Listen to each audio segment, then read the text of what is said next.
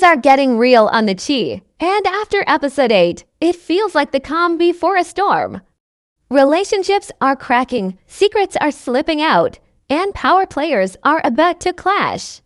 If you thought things were tense already, just wait because episode 9 is shaping up to be the most explosive of this season. Episode 8 of season 7 wasn't just another filler. It quietly set the pieces on the board for what could be a deadly endgame.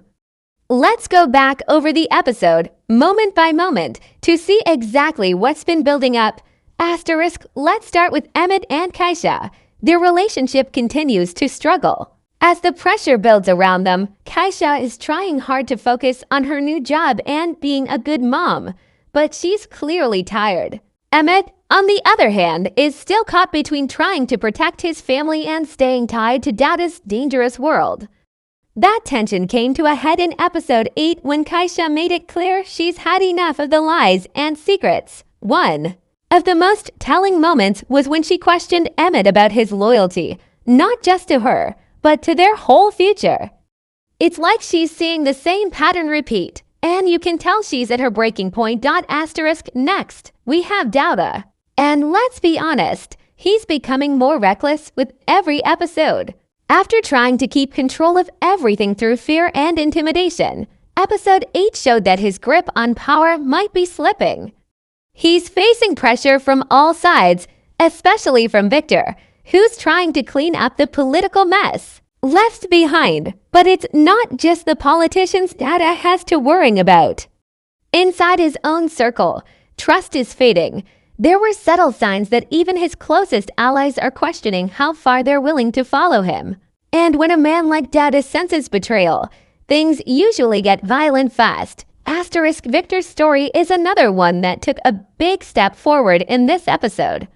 We saw him trying to regain the public's trust, but it's clear he's still fighting a war within himself. The guilt, the pressure to keep his secrets buried, and his growing frustration with how power really works in Chicago, it's all starting to boil over. Episode 8 gave us a look at his internal conflict, especially during that scene where he almost lashed out at a reporter. He's trying to play the good guy, but the darkness from his past is always right there, waiting to pull him back in. Whether he's truly changed or just pretending is something we'll find out soon. Then there's Jake, Jemma, and Pakari, the younger trio dealing with problems that are way bigger than their age. Jake seems more focused now, trying to stay out of trouble. But with Jemma dealing with her own identity and dreams, there's a quiet space growing between them. Pakari, meanwhile, is still being pulled between the streets and doing the right thing. In episode 8, he had a conversation that might seem small to some, but it was heavy. The kind that hints at a turning point he's clearly thinking about. Leaving that life behind. But walking away isn't easy, especially with people like Douda still in control. Let's not forget Papa either. He didn't get as much screen time, but the few moments we did get were emotional. The loss of his father is still weighing heavy on him, and you can feel that he's searching. Sometimes it's not what's said that matters most, it's what's left unsaid. And episode 8 of the Chi was full of those quiet moments that tell you something big is coming. The characters are moving like they're on thin ice, and every step feels like it could crack the surface. Take Emmett again. It's not just his relationship with Keisha that's breaking. It's him. His loyalty to Douda is starting to eat away at who he is. In this episode, he looked more nervous, more paranoid than ever before. That phone call he got, the one where he froze for just a second too long, that wasn't random. The showrunners are dropping signs. Emmett knows something is coming, and deep down, he's scared. He might act tough, but the guilt is catching up to him. And the truth is, if he doesn't break away from Douda soon, it's going to cost him everything, possibly his life. Meanwhile, Douda is slipping, but not because he's getting soft. It's because he's getting sloppy. His arrogance is turning into carelessness. In episode 8, that sit-down he had with Q's old people, it wasn't about peace. It was about intimidation. But even with all his threats, you could see it in their eyes. They're not scared of him anymore. Douda's power was built on fear, and now that fear is fading, that scene where he smiled and said, "I always finish what I start," that was more of a warning than a promise. He's about to go down swinging, and someone close to him is likely going to pull the trigger. Literally or metaphorically.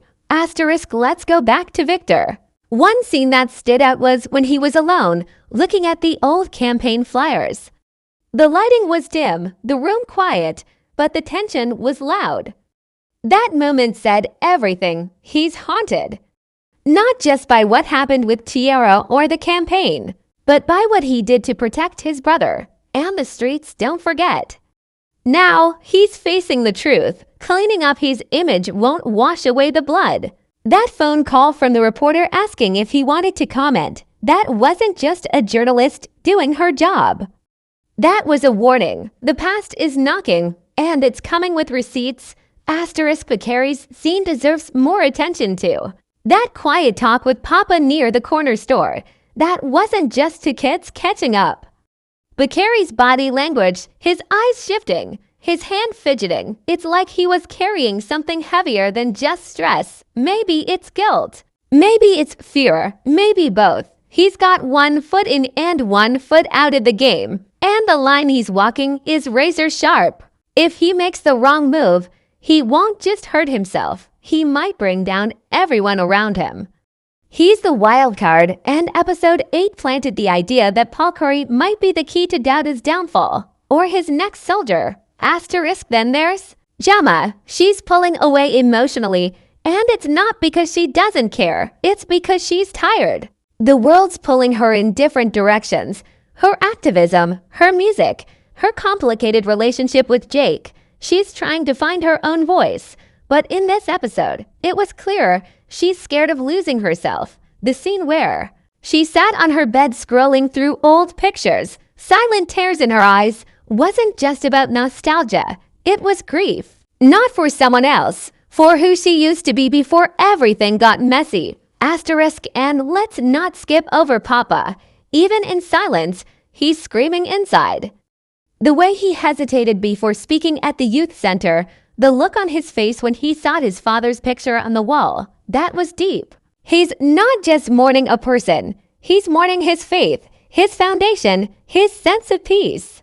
And Papa's journey has always been about belief in God, in people, in purpose.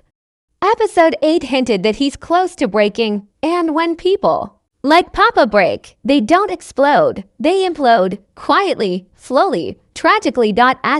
Every scene in episode 8 was like the turn of a screw, tighter, slower, and more dangerous. And that's exactly how the Chi sets up its biggest finales. Nobody's safe, and everybody's hiding something. As we head into episode 9, all these little cracks are turning into full-blown fractures. Let's get into it. The predictions. Episode 8 left so many threads dangling, and if the Chi has taught us anything, it's that nobody is safe. Episode 9 isn't just going to tie up loose ends, it's going to cut some of them off completely. So let's break it down character by character. Let's start with Emmett. He's in too deep with Douda, and we've seen this building since the start of the season. He's been playing both sides, trying to keep his business clean while secretly helping Douda move things in the background. But you can't live in two worlds forever. Episode 9 could be the moment Emmett finally chooses. Does he go all in with Douda? Or does he betray him to protect Keisha and the kids? Here's the prediction. Emmett's going to try to outsmart Douda. Maybe he makes a deal with someone else, possibly Victor or even the police. But it won't be clean, and it might not end well. Don't be shocked if someone close to Emmett gets hurt as a warning, maybe even Keisha getting caught in the crossfire. That moment might push him to finally snap and go toward next. Let's talk about Douda, the kingpin. The shadow boss, but every king has his fall, and this might be it. Right now, Douda is surrounded by silence, but it's the kind of silence that comes before betrayal. His allies are watching him slip.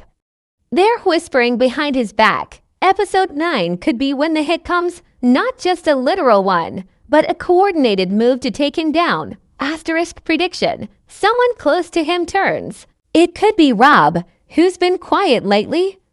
Or maybe even someone from within his security circle. Don't rule out Paul Curry either, especially if he finds out Douda was connected to anything involving threats to Jemma or Emmett. Episode 9 could end with Douda finally losing control or someone finally pulling the trigger. Victor's arc has been all about redemption. He tried to step out of his past and into the public light, but nothing stays hidden forever in Chicago. That secret he buried, the one that could destroy his political career, might come back in episode 9. Remember the reporter? She's still out there. And if she drops a story, it could cost him everything. Asterisk, but here's where it gets tricky. Victor might be ready to take the fall if it protects the people he cares about. So our prediction is that Victor does something big, maybe even sacrificial. He could expose Douda, or take a public hit that ends his campaign but brings truth to the surface. Either way, Victor won't leave this season the same man he was when it started. Asterisk, Jake and Jemma have been drifting apart, and it's only getting worse. Jemma is changing, becoming more politically active, more independent. Jake is trying to find stability, but is stuck between being a teenager and stepping into manhood. They still care for each other, but care doesn't always equal compatibility. Asterisk prediction. A major argument is coming. One that pushes them to either break up or redefine who they are to each other. This might be the moment where Jake starts to stand alone without leaning on Douda, without following anyone else's path.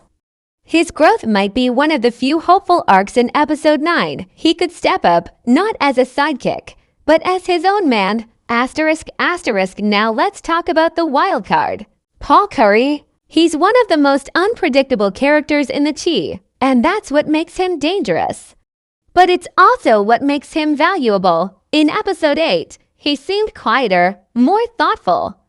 That means one thing. He's thinking, planning, maybe even regretting. Asterisk, here's a bold prediction. Paul Curry flips. He gives someone up. Maybe Douda, maybe someone else. But it won't be clean. It might come with a price. He could get caught in the middle, maybe even shot. But if Paul Curry makes a move, it could be the domino that knocks everything over. Asterisk. Last but not least, Keisha. She's not the same girl she was in earlier seasons. She's stronger now, but also colder, more guarded. She's seen too much, been through too much, and in episode 9, she might reach her limit. If Emmett doesn't clean up his mess, she's gone. Emotionally, maybe even physically. Asterisk prediction. Keisha walks away. Not out of hate, but out of self-respect. And honestly, she might be the only one who actually survives the chaos of episode 9 by making that choice. Let's step out of the obvious and into the unexpected. Because if you've been watching the Chi long enough, you know they don't just tie things up neatly. They hit you with that one moment that nobody saw coming.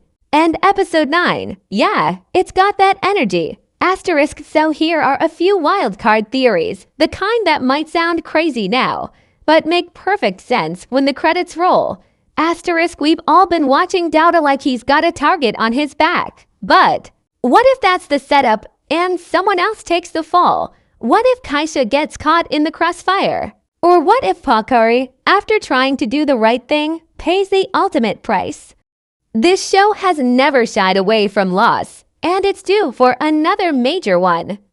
Whoever it is, their death would shake the entire community. Asterisk, hear me out. Papa has always been the heart, the spiritual one. The one who tries to find peace when others are at war. But the loss of his father changed something in him. There's been a quiet shift, a darkness creeping in. And what if episode 9 is when he snaps? Maybe not violently, but emotionally. What if he walks away from church? What if he decides faith isn't enough anymore? That would change everything. We know about him asterisk asterisk. Jemma's arc this season has been about identity, who she is, what she wants, and how she's no longer willing to settle. We've seen her drift from Jake emotionally. We've seen her question the life she's building. So here's the theory. She leaves. Not forever, but maybe for college or a music program. Or just to find herself outside Chicago. It could be her way of choosing peace, not pain. Asterisk asterisk. Victor might want to be a hero, but deep down, he knows how Chicago works. What if, instead of exposing the system, he becomes part of it, just enough to survive? He might sacrifice a friend, leak info to the press, or cut a backdoor deal with police or politicians to stay out of jail. It's not the move we want from him, but it would. Be real, raw, human, asterisk asterisk. Okay, now this one's bold. But the Chi loves shock value. What if Douda fakes his own death to escape the heat? Everyone thinks he's gone. The city breathes for a moment. And then boom, season 8 starts with him in a new city, plotting a comeback.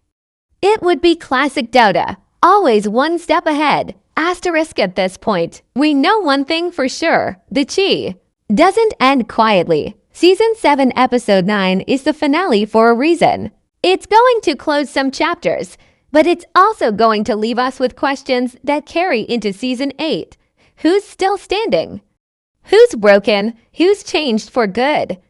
Asterisk. No matter what happens, this show stays rooted in one thing: truth. The good, the bad, the painful, and the powerful.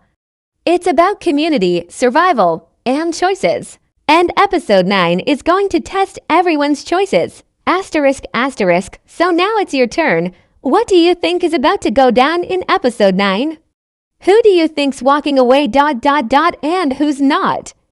Drop your predictions in the comments. I'm reading every single one. If you're ready for a full breakdown once episode 9 airs, make sure you hit that subscribe button and turn on notifications so you don't miss it. Asterisk. More Chi content coming soon. Until then, stay sharp, because in this city, you never know what's coming next. Asterisk. The streets of the Chi never stay quiet for long. And as we head into episode 9, there's a tension in the air that feels different. Finales are never just about endings, they're about transformation. This isn't just a season wrapping up, it's the last breath before something new begins. Some characters will make it out stronger. Some won't make it out at all. Asterisk. What's powerful about the Chi is that it never forgets the people behind the stories. These aren't just plot twists, they're reflections of real pain, real love, and real survival. When a character like Emmett falls, we feel it because we've seen his climb. When Keisha cries, we don't just see tears, we see scars she earned. And when someone like Douda smiles, we know it's not just a smirk, it's a warning. Asterisk. And maybe that's why we keep watching. Because in the middle of all the chaos, the politics, the crime, the heartbreak, the Chi always finds a way to show us something real, hope. Sometimes it's quiet. Sometimes it's buried under pain. But it's always there, the glimmer, a second chance. A moment where someone chooses right, even when it costs everything. Asterisk. So yeah, episode 9 might hurt. It might shock. It might even break us a little. But that's the Chi. It doesn't play it safe, and we wouldn't want it any other way.